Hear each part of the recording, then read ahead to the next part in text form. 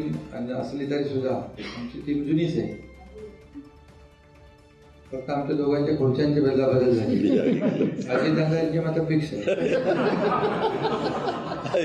दादाचं बरं no tension. तुम्हाला फिक्स ठेवता आले नाही त्याला मी काय करू. पण ठीक आहे, आम्ही अंडरस्टँडिंग आमची रोटेटिंग चेअर आहे.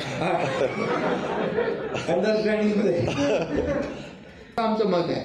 त्यामुळे आपण देखील बातम्या ब्रेकिंग न्यूज वगैरे हे सगळं आपण करतो, पण तुम्ही ब्रेकिंग न्यूज किती दिले तर आमच्यामध्ये काय ब्रेक होणार नाही. त्यामुळे तेही होणार नाही. आणि कोल्ड वॉर कुठलं काय, कुठं आहे का काय.